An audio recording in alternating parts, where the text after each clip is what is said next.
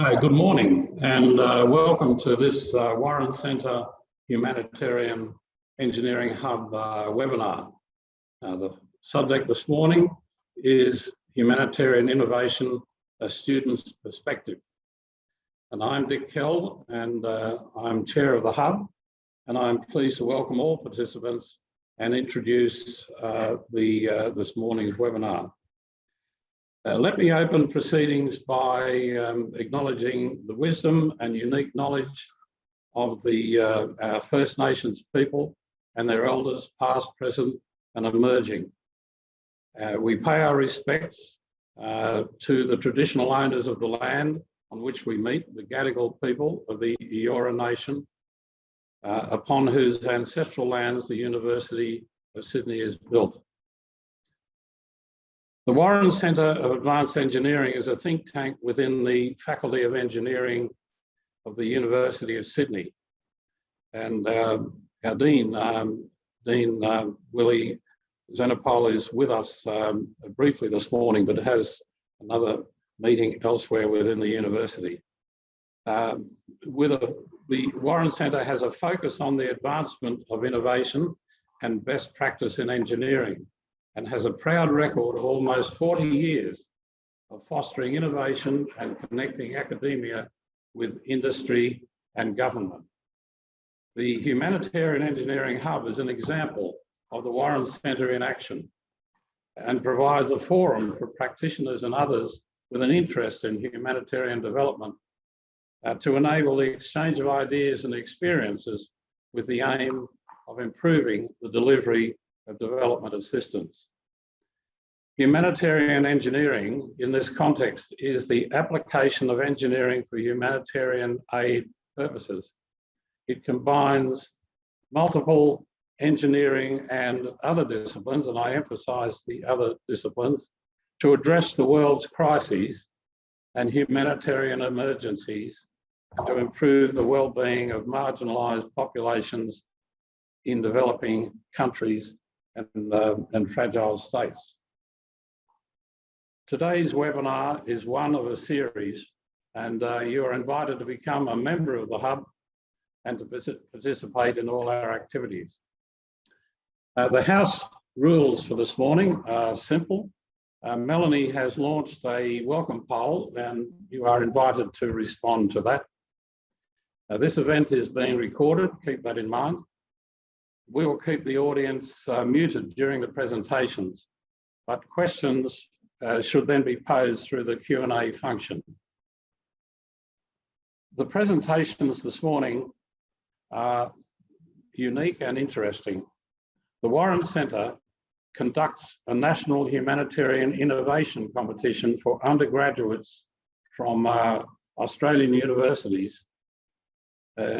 Named for Professor Ron Johnston, who is on this webinar this morning, and I say good morning to you, Ron.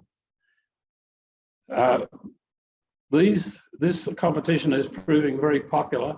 In 2021, as an online event, we had some 200 entrants from 20 Australian universities. Today we'll be hearing from a selection of the winners of the Ron Johnston Awards over the past 3 years. They will be presenting their solutions to a range of challenges. Each team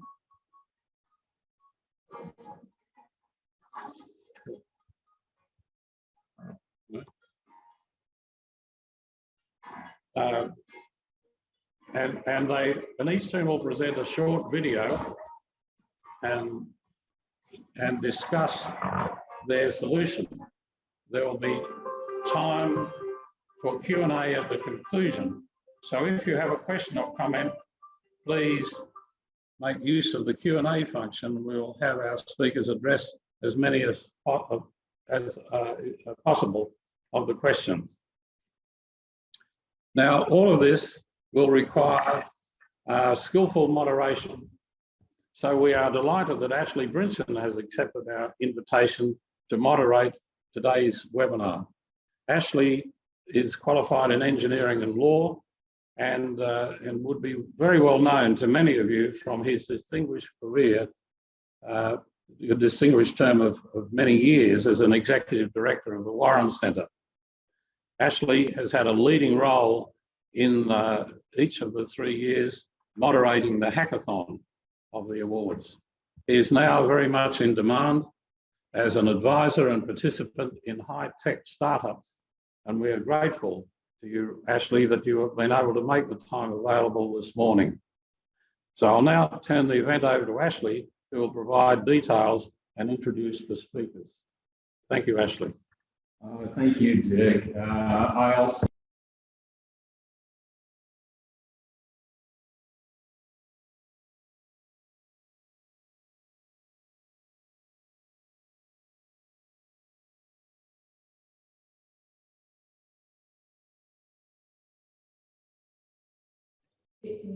Can you hear me now?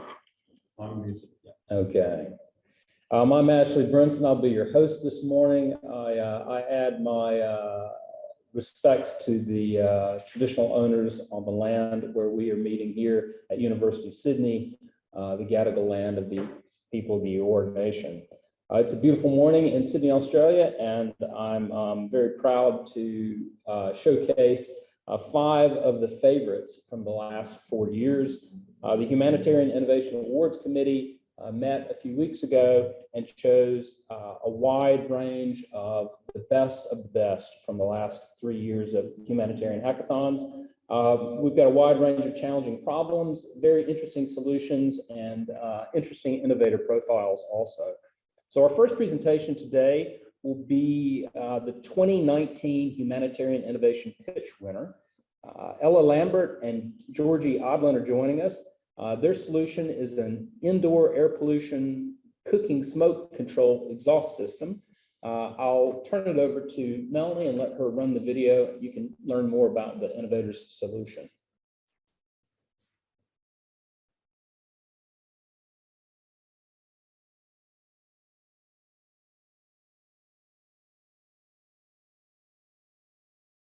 Indoor air pollution has serious impacts on the lives of people in Timor-Leste. Our solution is going to solve the problem of smoky and inefficient cooking fires and have benefits extending far beyond its main purpose. The problem lies with current cooking methods in Timor-Leste. Women and children cook with open fires in poorly ventilated cooking huts, and the smoke from this causes severe health effects. In addition, since smoky fires are less efficient, more firewood is needed to cook. Collecting firewood thus wastes precious time. However, it is also a deeply embedded tradition to preserve food by smoking it in these cooking huts. Thus, our solution, Smokestack, needs to sustainably resolve the negative health impacts of smoke, increase stove efficiency, and preserve current cooking practices. Smokestack consists of an improved firewood stove with a small opening in the front for the wood in the fire and a chimney for the smoke to flow out through and into a smoke box. The stovetop is connected to a cylindrical chimney. Since the fire is enclosed within the insulated stove, the influx of air from the air inlet draws smoke up through the chimney and into the smoke box. This is aided by the chimney's cylindrical shape and the ventilation in the smoke box, which creates pressure differentials. Also, the opening archway has been scaled smaller than that of the chimney, so that the smoke will take the lesser path of resistance up the chimney. The 30cm stove height is designed so that all members of the community, such as the elderly, disabled, who may be sitting down, and the children, are able to safely access the stove. The installation of the smoke box to the exterior of the cooking hut allows for the collection of smoke in a smaller environment, built specifically for storing food. An educative program is also to be conducted along with the stove and smoke box to provide more information on the negative health effects of smoke inhalation, as well as instructions for use of the smokestack stove and box. The greatest environmental impact of implementation comes from the sourcing of materials. Thus, materials will be sourced locally, minimizing damage to the environment associated with the transportation and helping to provide jobs to locals. The local sourcing of all materials and labor will also minimize implementation costs, bringing the estimated cost of each smokestack stove and box to be around $21.60.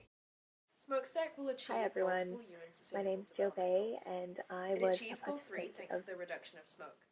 Goal 5 is achieved as women have improved health and thus more time to do other tasks instead of cooking.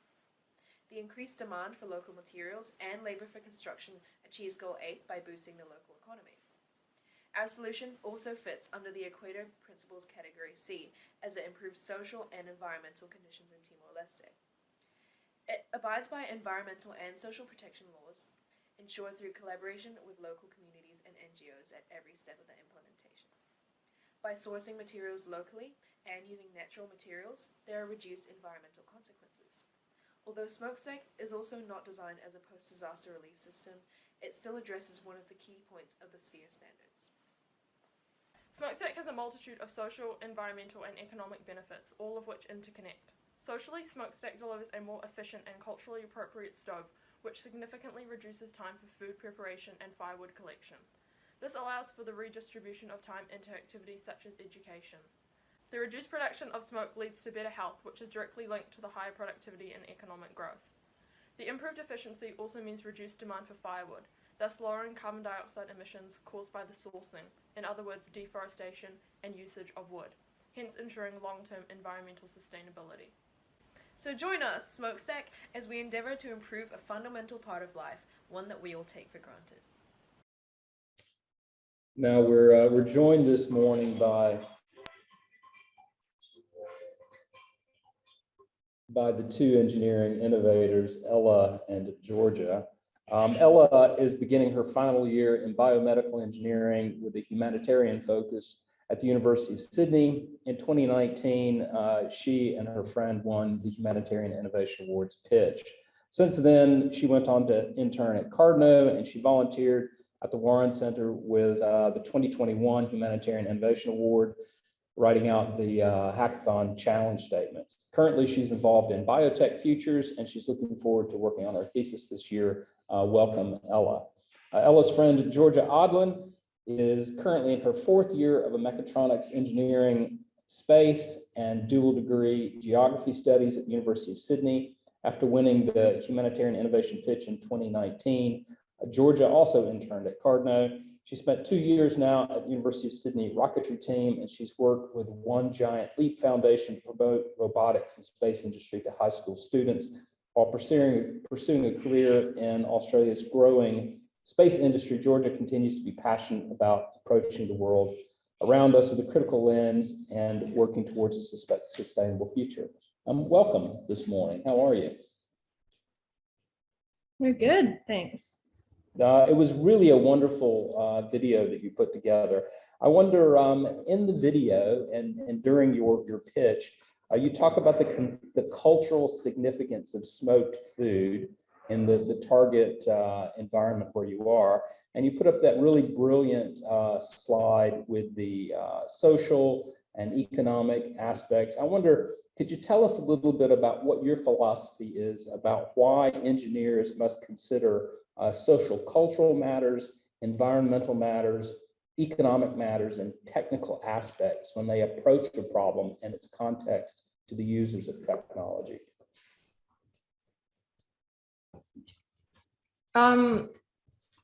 Yeah, so we definitely try to hit all of the aspects of that, because if you don't consider all of them, obviously your project is not going to succeed. That being said, we probably could have, sorry, can you hear us? Is that all right? We would have targeted the social and the cultural aspects a bit more. Like, we definitely did talk about them, but probably not as in depth as we should have.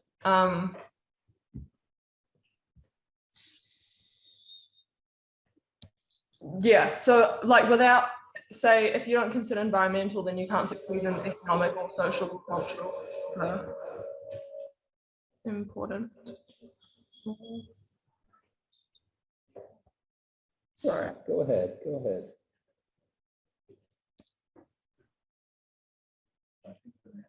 That's good.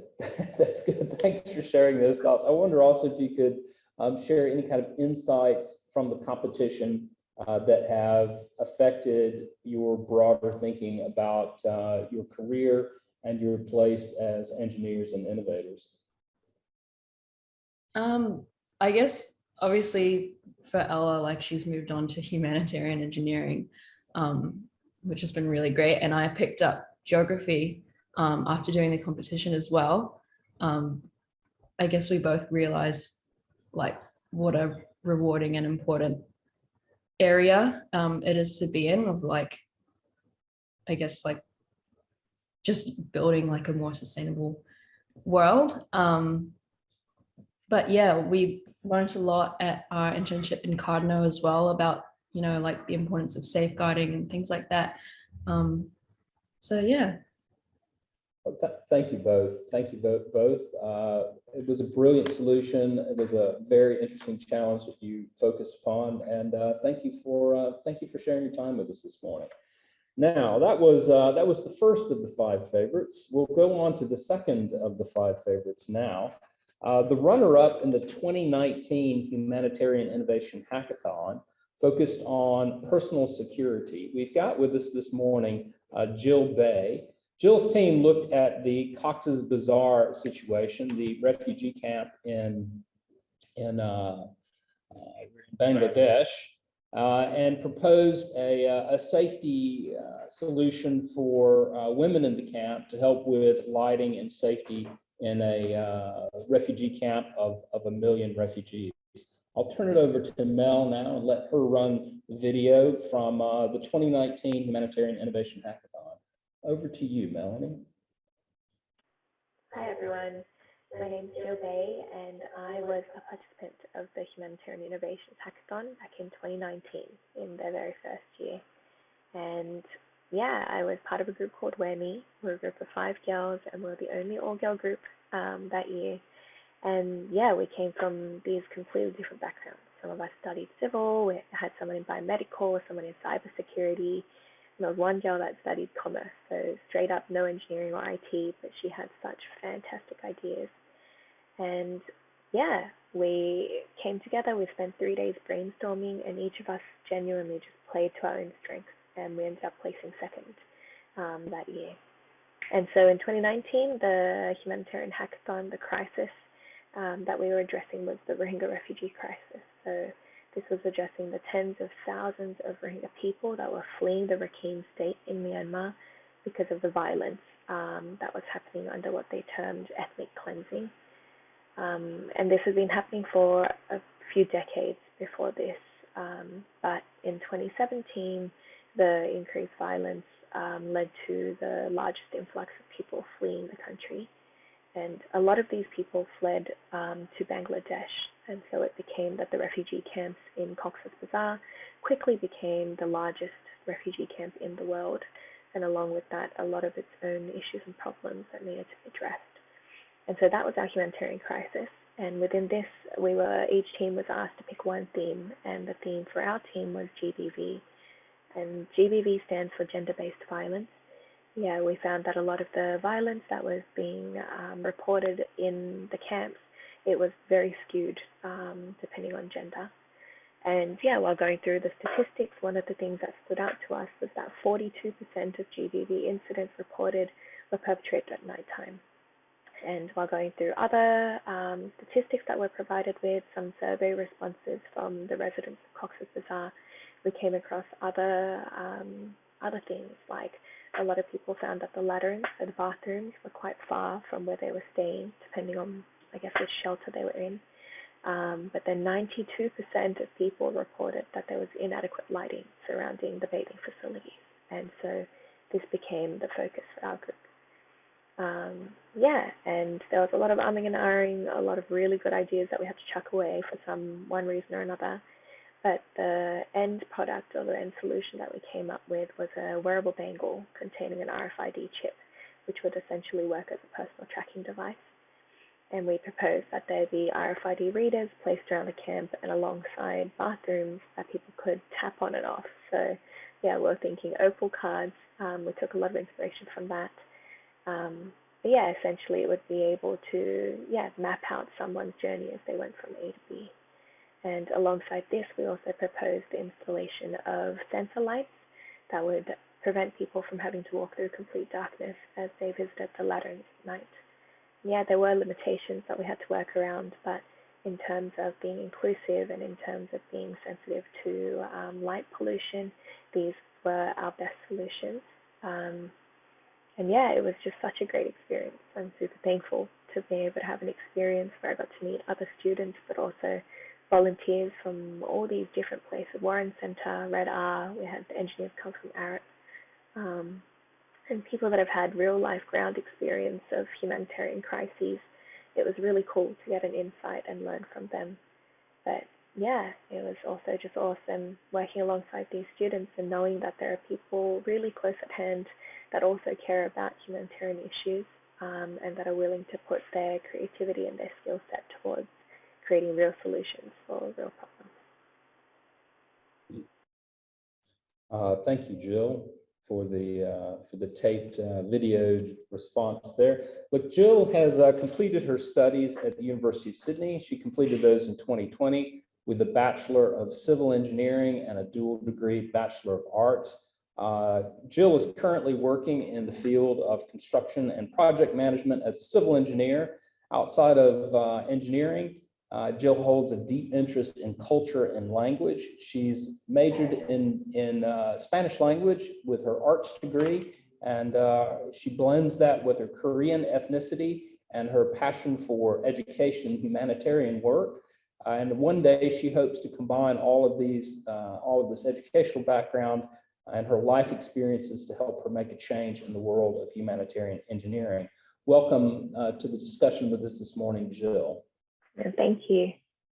Now you recorded that video because 2019 was the last year that we had a live hackathon event, and we were over at the Sydney Women's College for that event. I wonder if you could just share with us some of your reflections and feelings about the live event in 2019. What was it like?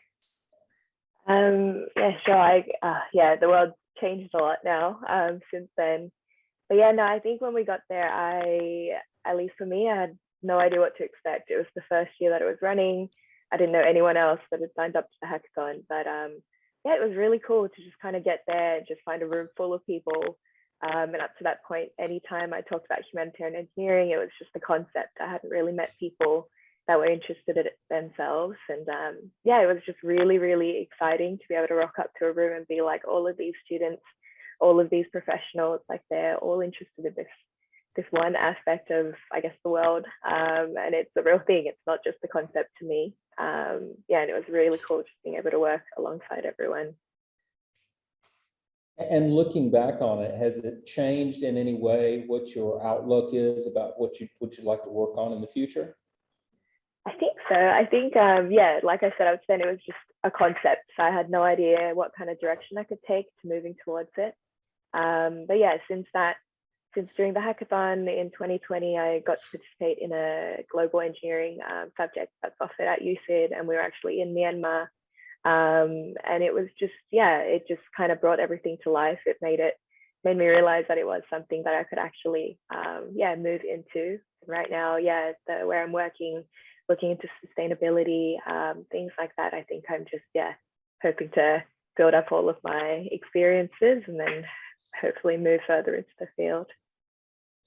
And your team members, you knew each other when you came to the hackathon, or did you just meet at the hackathon? Yeah, we met at the hackathon. I think on the first day they asked us, we got asked to pick one of 4, I guess, different categories.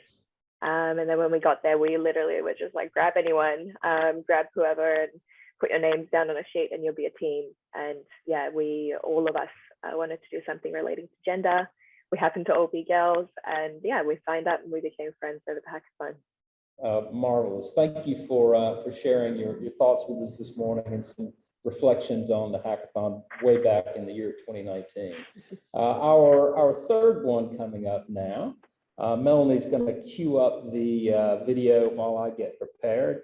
The next presentation that we'll look at is the winner of the 2020 Humanitarian Innovation Hackathon in the water category. The team of Alan Sue, Ben Hoffman, Graham Hoffman looked at water and education in Vanuatu. Play the video for us, Mel.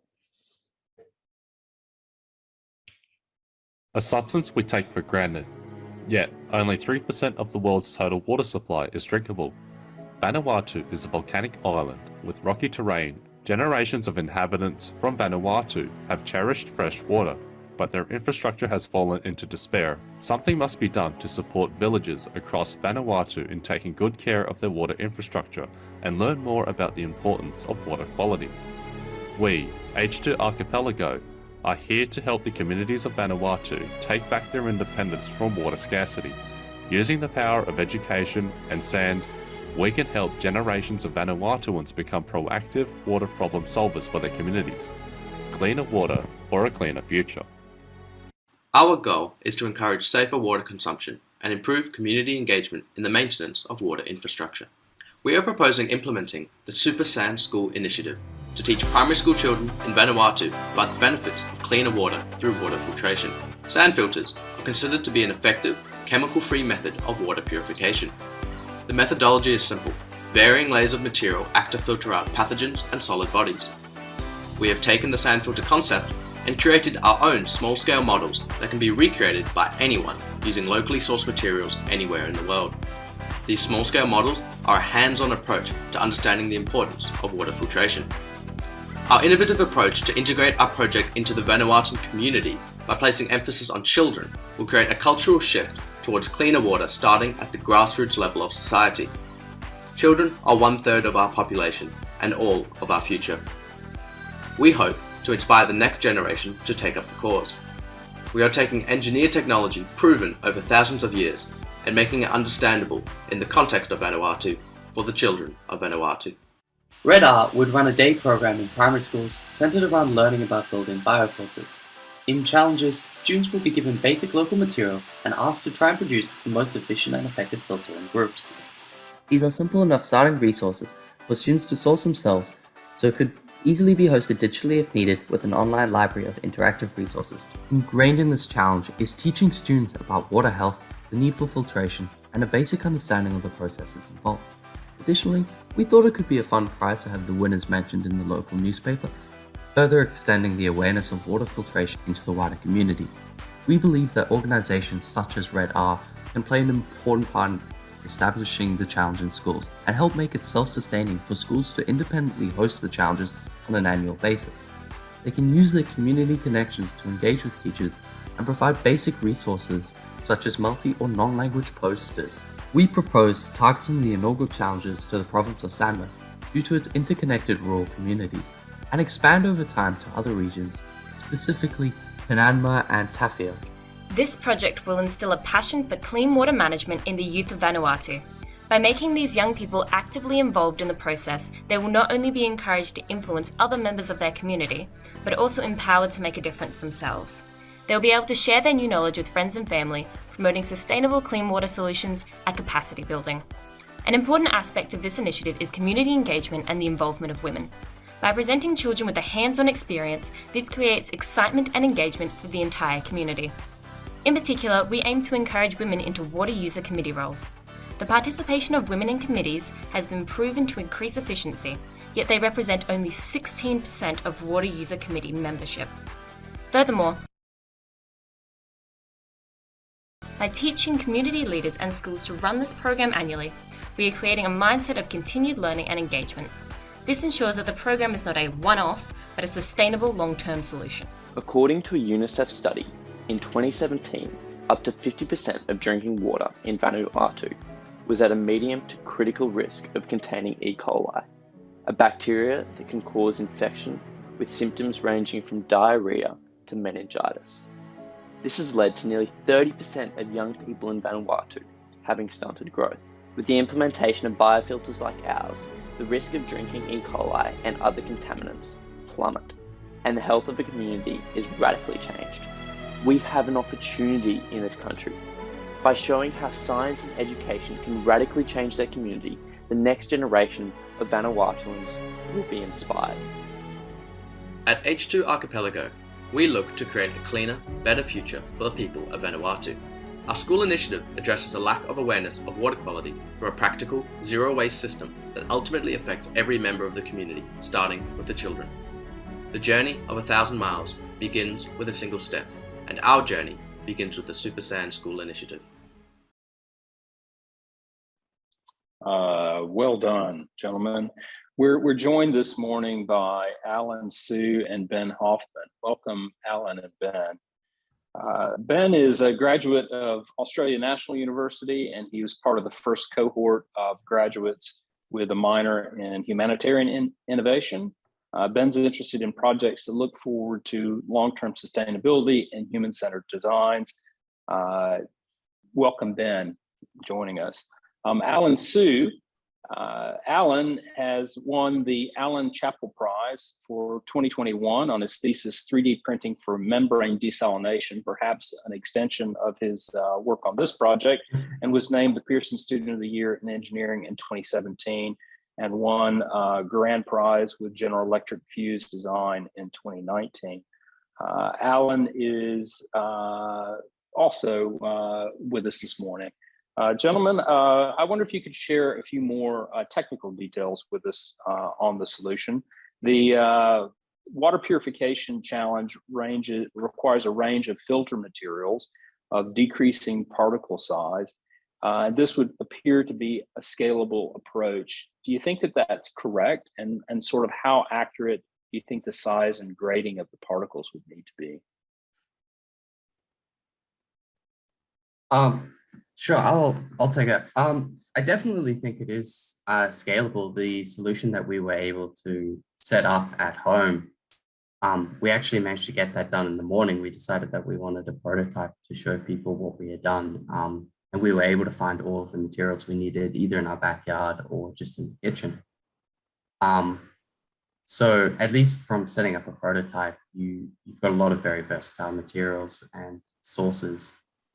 In terms of how sort of precise the grading would need to be, I definitely think if you were rolling that out at a slightly larger way, you would need to be a bit more careful about that. But with the right materials in order to get the different grain sizes, then that shouldn't be too significant a problem, I would think. Yeah, I think we incorporated charcoal, crushed charcoal in one of the solutions, and that had a particulate size of less than 1 micrometer. So that boils down to microfiltration capabilities, and that would be able to make the water a lot more drinkable, especially in Vanuatu.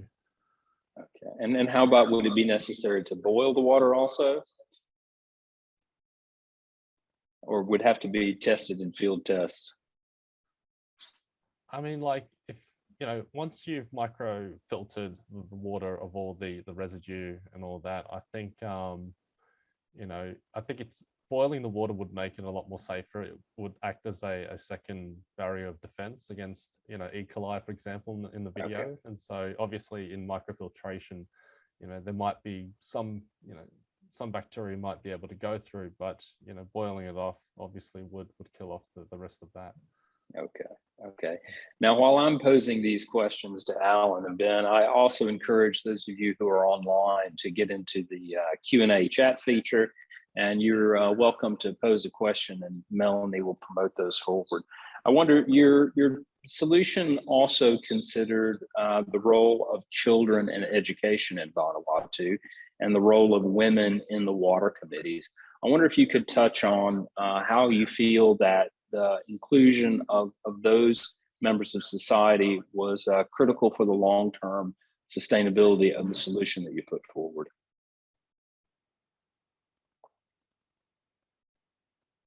Yes, well, we decided to target the program at children because we thought it would be something that's very suitable for children to learn at a young age. And what we kept on coming back to and developing other solution ideas was just how sustainable it was. And we thought if we could help to build a culture that valued water and that was aware of how these things worked, then that would also increase the sustainability and sort of the upkeep of infrastructure in other areas as well. And so that was the attitude that we brought into it, was that if we're going to try and have something that's going to work in the long term, we want to make sure that the children of the community are invested in it as well. Thank you, Alan. Thank you, Ben. Excellent presentation, and it was notable, especially because it made the top 5 favorites among the committee members. Thank you for sharing your time with us this morning. All right, on to number 4. Melanie is going to cue up the video now. This is an overlap of 2 different teams of students who took prizes in both the 2021 hackathon and the 2021 pitch contest. Let's hear about the presentation from Ivy Ha, Jimmy Dong, Mansoor Adi, and Sharon Davids. Let's hear the video, Mel.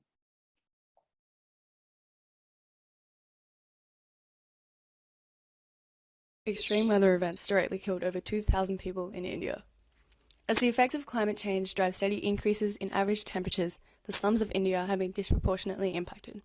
With over 100 million inhabitants defined as living in extreme poverty, these communities are especially vulnerable to harsh climates. One of the many issues plaguing the inhabitants of these slums is the lack of sufficient infrastructure to protect from the unforgiving Indian climate. Buildings in slums are constructed using heat-trapping materials such as corrugated iron, tin sheets, and plastic, leading to 5 to 6 degree warmer temperatures than neighbouring, more developed suburbs. Furthermore, the lack of economic stability and funding renders these communities helpless in the face of worsening living conditions and are hence overlooked by traditional market solutions. The Sphere standards suggest that an appropriate solution lies within effective insulation. Therefore, our team has developed recycled fibre thermal panels to address this problem.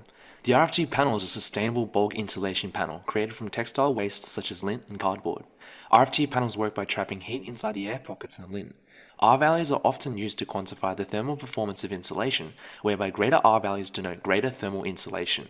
The corrugated iron-based structures in India often exhibit an R value of approximately 0.0031. Our RFG panels hope to provide R values of approximately 3.5, similar to that provided by denim insulation.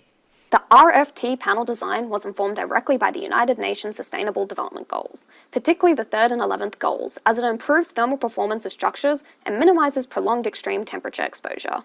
Our solution directly also targets the 12th goal by upcycling textile waste, which accounts for more than 10% of all greenhouse gases globally and is the 3rd largest source of solid waste in India. The relative cost effectiveness and sustainability were grounded in the guidelines outlined by the Equator Principles. To test the thermal performance of our design, 2 scale models were created, using roof sheeting and a timber frame, which are representative of a typical Indian slum dwelling. Only one model contained our RFT panels. The panels were created using a cardboard exterior with a borax-treated lint interior. This ensured flame-retardant properties. These panels were then snugly installed into the timber frame. The scale models were subjected to both daytime and evening ambient temperatures to assess the ongoing thermal performance. The results showcase stark thermal performance advantages for our insulated scale model. Daytime testing in the heat revealed that the insulated model was up to 4 degrees cooler than the non-insulated model and was far more consistent with the ambient temperature, whilst the non-insulated model grew relatively hotter over time. The evening testing results also revealed a similar outcome, whereby the insulated model was more able to better retain heat. This solution, if implemented on a large scale, has the potential to alleviate the issue of extreme temperature exposure for millions of people in the Indian slums. Slum households can now drastically reduce the energy costs associated with cooling with our easy-to-install panels. RFD panels provide greater thermal comfort for all individuals, in particular those that are vulnerable and disadvantaged, who face greater consequences from extreme temperature exposure. As an added benefit to our solution, the RFD panel manufacturing and installation process has the potential to create jobs for both untrained men and women of all skill levels at several levels of the supply chain. With the textile industry otherwise disposing of fabric and lint as a waste product, we believe that outsourcing such material directly from suppliers would be beneficial to both parties. The ease and cost effectiveness of panel manufacturing homes can be quickly improved, hence we strongly believe that there are many job prospects within the RFD panel manufacturing supply chain. The RFD panel design is as adaptable as it is effective. If access to cardboard is limited, properly treated fishnets may suffice to encase the fibre insulation, or if lint is unavailable, old clothes may be reused. With innovations such as the RFT panel, we at Team Flux hope to improve the quality of life of the disadvantaged peoples of India through cost-effective and sustainable means. Thank you.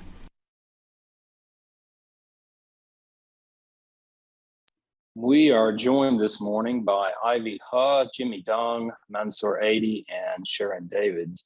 Ivy is a recent civil engineering, humanitarian engineering, and geography graduate from the University of Sydney. She has a keen interest in humanitarian engineering, and she conducted her undergraduate honors thesis on post-disaster housing reconstruction following the 2010 Mount Merapi eruption. Welcome, Ivy. Jimmy Dong is a penultimate year civil engineering and finance undergraduate who's currently working in the Victorian regional rail sector. As a young engineer, Jimmy thinks about how he can challenge the status quo and make an impact in the world. Mansoor Adi is a recent civil engineering and commerce graduate from the University of Sydney. She's an engineer at heart and especially passionate about social innovation in the many forms that it manifests, and a big believer in the importance of engineering to fight and democratize access to basic human rights. Member of both winning teams. And Sharon Davids is a mechatronic engineer and computer science student at the University of Sydney, passionate about applying technological solutions at challenges including humanitarian and sustainability applications. At CSIRO, she tested and analyzed sensor data for automated 3D imaging systems with space and manufacturing applications. Sharon was on the winning team of the Pitch Award. Welcome, members of the blended team. How are you this morning? Good. How are you? Good. As I'm asking questions to the blended team here, you are welcome to jump into the Q&A and type your own questions. Those of you who are online back at home, I wonder if you could tell us about the pitch solution. Your solution utilizes waste material and local labor and reduces the indoor temperature by 4 or 5 degrees. I wonder, did you consider any other measures such as drafts, natural ventilation, or evaporation that might have improved the outcome? Yes, yeah. So I guess to answer this question, we'll go back to kind of where this idea came from to begin with. And I think we started off as most engineers do, where we're kind of over engineering, where we're looking for a problem to solve before we had a kind of a good solution. We were thinking, big solutions like drones and all these things, when in reality, kind of the most novel and least intrusive solution is kind of often the best solution. So when we stumbled kind of across this problem from Ivy and Sharon, which I'll throw to them in a second, we kind of found ourselves with a problem, and the potential solution kind of made itself clear really easy. But the solution that we chose was a solution that we believed was as little intrusive and reuses kind of waste materials, doesn't kind of interject into people's lives in any meaningful way, rather just adds on and solves an existing problem. And that's why we kind of went with the insulation, because when you're talking about slums and all these structures that are kind of piled onto each other, and kind of the structural integrity of one structure is reliant on the ones below it, you can't really change the design of them without impacting the integrity of the entire structure. So we kind of wanted something that you could just add on and it would solve the problem. But I'll throw it to Ivy and Sharon real quick to talk about why we went with that idea. Other input? So as Mansoor was saying, we started really broad, and it took us weeks to kind of arrive at this final solution that we decided to run with. And I guess the inspiration behind it was, I think Sharon and I have both traveled around that area. I did a field school in India with my geography degree earlier in 2020. And sort of seeing those structures and seeing those communities firsthand was kind of a big source of inspiration for how can we assist. And I don't know if it came through in the video, but I think it was in 2019, India went through a really, really bad heat wave where heaps of people died. And that could be mitigated through effective insulation. And so we kind of, when we figured out that we could just create this solution where it could be added on, where we could create, grab the byproducts of the textile industry, which is what India is also a big leader in. If we can just take this lint and create these panels and it can actually be effective and help, then I didn't really see anything that we could be doing better than that. Marvelous. Other input from the team members? Yeah, I'll just jump in real quick with that. Yeah, that's right. So what Ivy was saying is, and what Mansell was saying is, we took a very broad approach, and I guess what stood out stark to us in I think the final 3 weeks of actually designing it and then testing it out was to look at local capacity and to look at locally sourced materials. So a big part of our design is that non-intrusiveness, and that does include also the ability to source the materials to make these, and the ability for the local people who in these Indian slums are mostly untrained in building things like this. So to be able to get that supply chain moving as quickly as possible, whilst having a solution that doesn't intrude with the existing setup in a lot of these homes was key. So I'd say in terms of the materials that we chose and in terms of what was available, we tried to go for something that could also target, something like textile waste, which is a massive driver in India. So yeah, a lot of the solution, I guess, is just looking at what's already there instead of over-engineering. Now, Ivy and Mansoor were also involved in the Humanitarian Hackathon, and the hackathon solution was a wall cladding system with fiber matting and lime slurry. Could you tell us a little bit about the hackathon? Yeah, sure.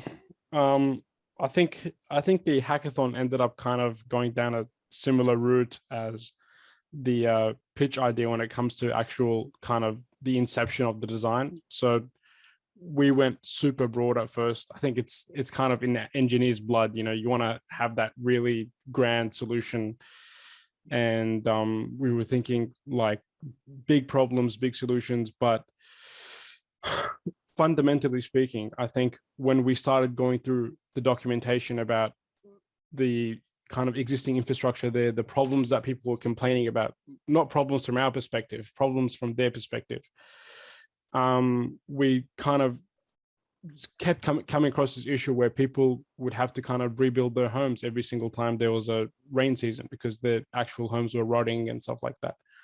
And we realized that it's a limestone island. They have sand, they have water, it's an island. And their kind of main export is their palm weaving products.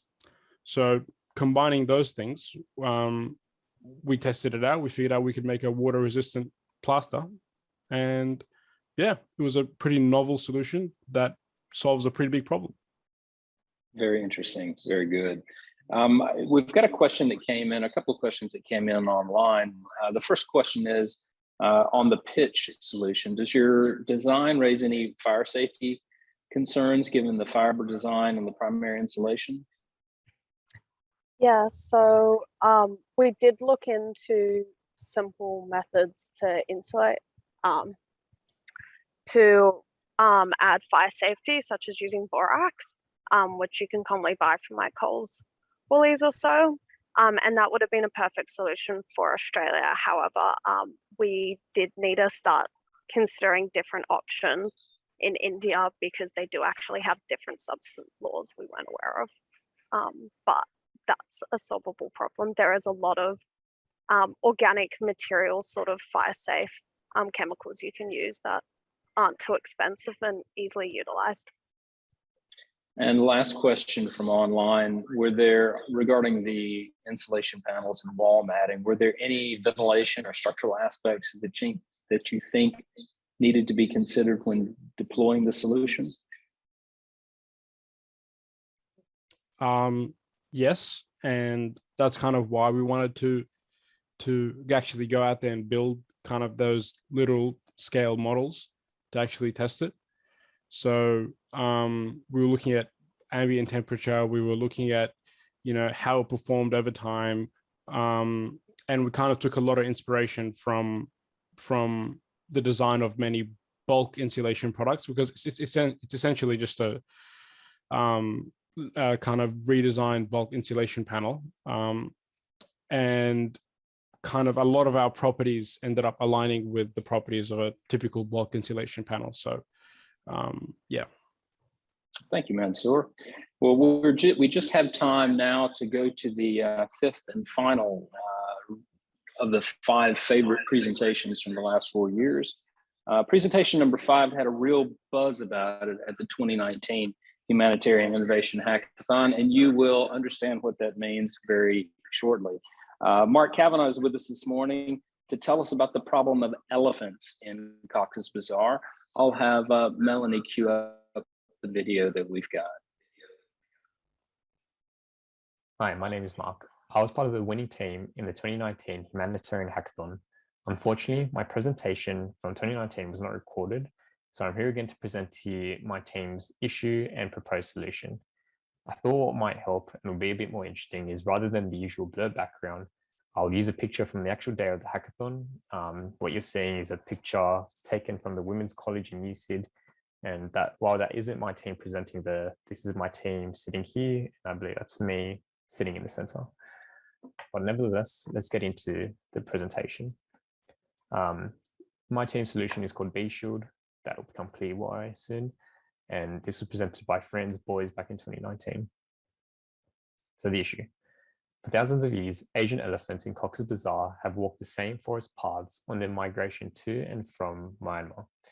Though with the introduction of refugees, this has interrupted their path. The effects on people has been tragic, as from 2017 to 18, a total of 13 were killed and 44 injured. The large majority of these deaths and injuries occur at night, and 7 of the 13 killed were children. Elephants haven't fared any better, as the inability to migrate has increased competition for scarce resources and has forced inbreeding, meaning the elephant population has been dwindling. So it's clear there needs to be a way to protect the vulnerable, particularly children, at all hours of the day, and it's clear that elephants need to migrate. So let's consider the options then to make this happen.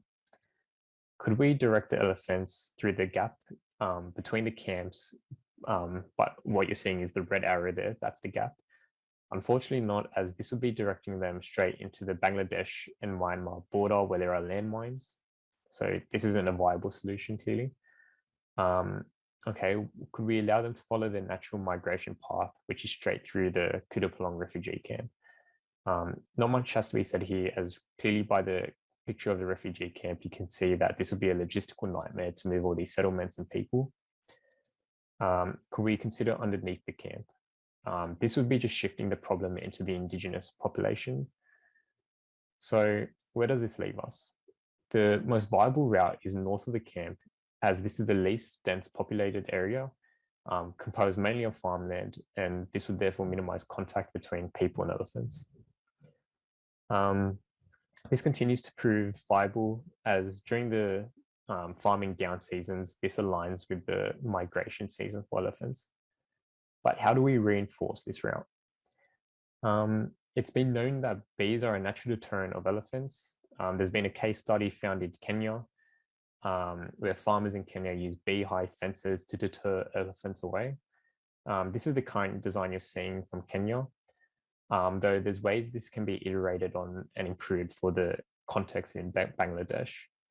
For example, the materials could be sourced locally.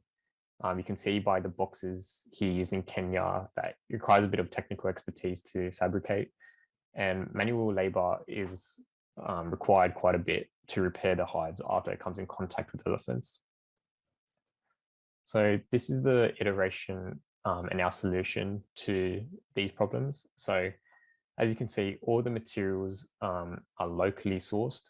For example, there's bamboo, which is already available and used in houses. And there's also the use of, instead of the fabricated steel boxes, the use of hollowed out logs, which are already familiar to Bangladesh and is Familiar to the local bees, particularly I'm going to butcher this, the Apis cerana. It's a very easy mechanism, as after the hollowing out of the logs, it's just about using tying skills to put it all together. And the benefit of using the tying is you can implement a pulley system, so it minimizes repairs after it comes into contact with the fence, because if this was built correctly, it should be able to swing back up. And we've done minor iterations, for example, using, red paint as a further deterrent to elephants. So after doing a cost analysis of this design and using material sourced locally from Bangladesh, we arrived at a cost of $85 per beehive. And if we consider the route mentioned earlier, north of the camp, and spaced, which is a 3.5 kilometer path, and spaced a beehive every 50 meters, we estimate a final cost of $5,600. So even at this cost, the revenue generated by bee farming will cover the initial fees and even profit the local community in the longer term. This has been proven similar in cases such as Kenya, and there's further benefits to this particular context of using this beehive design, as from a survey, it was found that 70% of the Rohingya were skilled farmers, as when they were residing in Myanmar. Many of them, while living in the camp, have not been able to use their agricultural skills and have reported as a result a lack of income due to the lack of opportunities. And working externally outside of the camp is prohibited. So through this initiative, many of these unemployed people will be able to use their agricultural expertise and keeping their community safe. So that was my team's issue and proposed solution. Thank you for listening. Wonderful solution. I have to confess, this is one of my favorites from the last several years. Mark is studying and tutoring civil engineering at the University of Sydney. He's currently working as an undergraduate structural engineer, and when he's not working or studying, he's exploring Sydney for new places to eat and new things to see. Welcome this morning, Mark. How are you today? Good, thanks. Good to see you again, Ashley. Good to see you, Mark. Hi, Bee Shield is an interesting solution to a challenging problem. You mentioned in the solution how the members of the community could sell the honey from the beehives. You focused on women's role in helping cultivate the bees, and you took a balance of human needs and animal needs in the problem that you selected and in the solution that you put forward. I wonder if you could talk for a few moments about what is the scope of cultural factors and environmental considerations in a good engineering solution. Yeah, so culturally, you don't want to impose a solution that's not going to mesh well with like a person's culture and what they feel comfortable in doing. It just wouldn't work if you told, so the majority of the Rohingya, a lot of the Rohingya refugees were farmers. So a farming solution seemed like a natural solution for them. When we were envisioning what the solution would be, we were thinking about mobile apps. You know, there was a lot of people on my team that were into computers and mobile applications. And there was a big split in our group whether we should go with the more, natural solution or the more high-tech solution. And while at first the high-tech solution sounds like it would be more impressive, we decided that it just wouldn't. It's a big shift in going from farming to, hey, please use our application, and we thought it wouldn't be right. Environmentally as well, we thought, all right, we can't introduce a new species that would just create new problems. So local bees are already, we know they're good for the environment as well. So we thought there couldn't be that much harm in bee farming.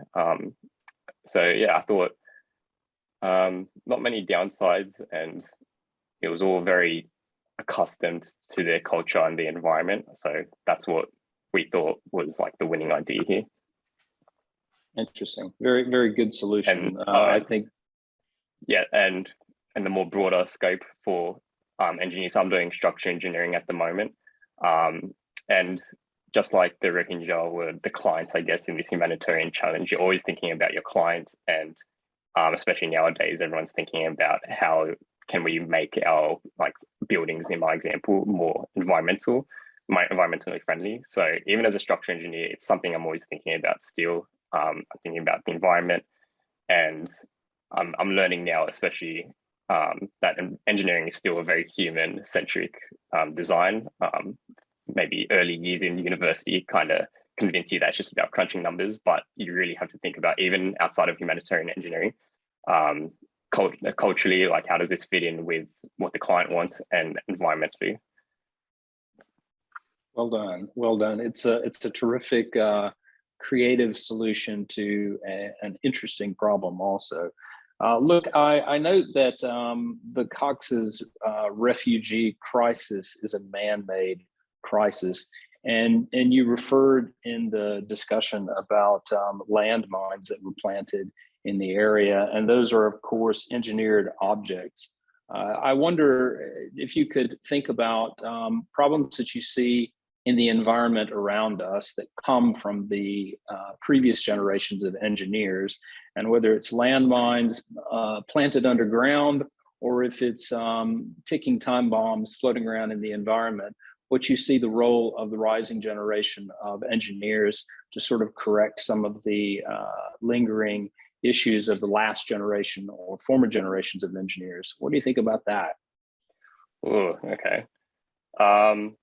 From a structural engineering perspective, I'll just be talking from, that's what I know most of. With buildings, back a few years ago, there wasn't much consideration of the materials going into our buildings. When you think about it, every time you see a building that had to come out of the earth from somewhere, not much consideration was given into where and how that would affect the environment. But so nowadays we're trying to, concrete's pretty terrible for the environment. It's not renewable, so there's a lot of structural engineers are now trying to get into timber design. That's a lot better for the environment. If we must use concrete, how can we, reduce some of the harmful components that go into the mix of the concrete? So I think we're seeing a shift from, your typical concrete steel building blocks that go up to, for example, in Central, you have the first, I'm not sure if it's the first, but now you're seeing high-rise buildings built out of timber in Central, for example. And I think that's the way that structural engineering is heading towards. And I'm very happy to see it. I think it looks great as well. And it's just, it's a better way to be building rather than extracting all these materials out of the earth and leaving a hole somewhere, I think. Well spoken, Mark. It's an iterative, creative profession, and your B shield solution was certainly very creative. Now that's all the time we have to showcase the best of the best from the last 5 years.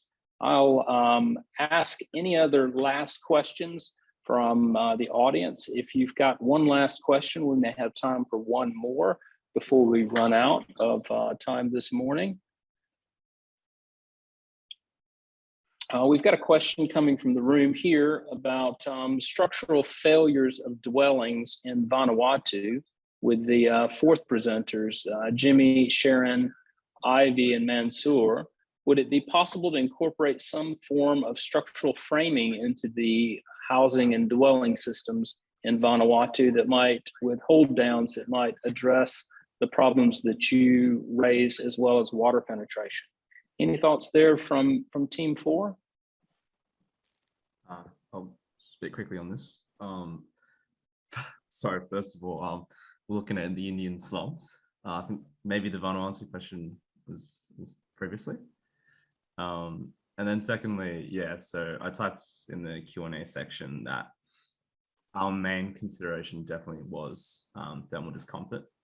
I mean, the piece itself was structured around, on a targeted disadvantaged community, and then honing on sort of like a more focused solution.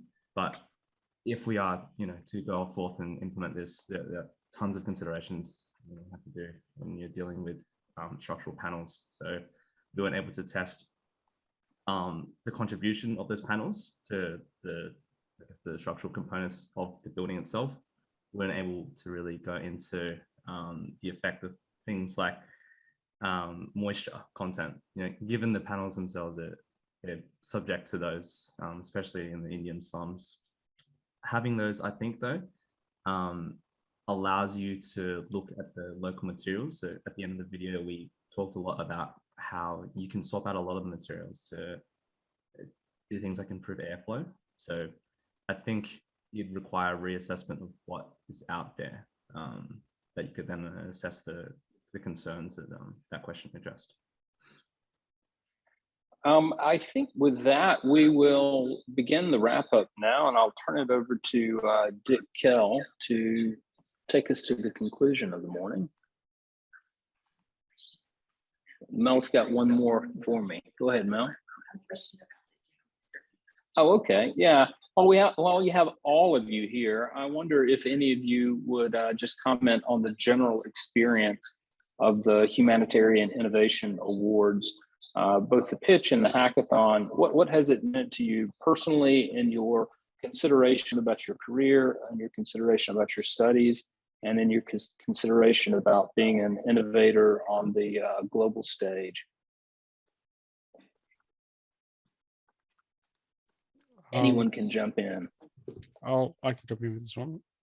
I think I can speak on behalf of my team here when I say, I guess through these competitions, we kind of got bit by that innovation bug. Like after this, Ivy and Jimmy and I went on to do other competitions as well. And, we're constantly working on some other stuff, and like we kind of got just really interested in delivering kind of meaningful creative solutions. And this competition is kind of, at least for me, what opened my eyes to that as well. And not only did it kind of show me the importance of innovation itself, but kind of helped me, I guess, understand my team's ability, and kind of helped me believe in myself in what I can do as well. So yeah, I guess that's my perspective. I'm just gonna add in just with the pitch, I guess, because it was our first kind of deep dive into it. It was really cool kind of reflecting on what we had learned with our degree over the past like four or so years, and then like trying to brainstorm all these, life experiences or whatever, and like try and come up with a problem to solve, because engineering students are like engineers are problem solvers, right? And it's like that whole process of coming up with a problem that's like not too small but not too large that you can't solve it, and like actually going through that process where you can find a tangible solution was really, really rewarding.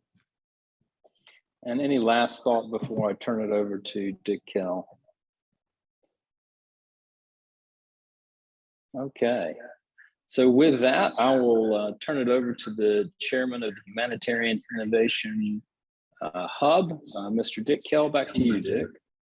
Well, I thank our hub people who put this session together, Melanie De Goya and Aaron Updike. Thank you very much. And of course, our excellent moderator, Ashley Brinson. Thank you very much, Ashley. You've carried the project forward, the interviews forward very competently in your inimitable fashion. Thank you. And on your behalf, I thank the students, some of them no longer students, the young engineers who were our presenters this morning. I'm sure you were impressed as I was with their innovative solutions to real problems, and diverse problems which they approached from an engineering perspective, problems in a development context. What was notable was, amongst many things, was the way the students emphasised engagements of the local communities as a key to their solutions. And And also the broader point that Mark made and supported by his colleagues, the importance of cultural understanding and the understanding of sustainability in engineering, the delivery of engineering projects, whether they are humanitarian or in developed countries. So those were some important points that we can take away. And I'm sure also that there were some ideas there this morning which can be integrated into your projects. So we thank Ella and Georgie, Jill, Alan and Ben, Jimmy, Sharon, Ivy and Mansour, and Mark. Thank you very much for joining us and presenting to us your projects. And finally, we thank you, the audience, for your participation. You're all invited to connect with the Hub if you have not already done so. There is no charge, but there is an opportunity to share knowledge and experiences in this important field of humanitarian support. So I thank you again and wish you well.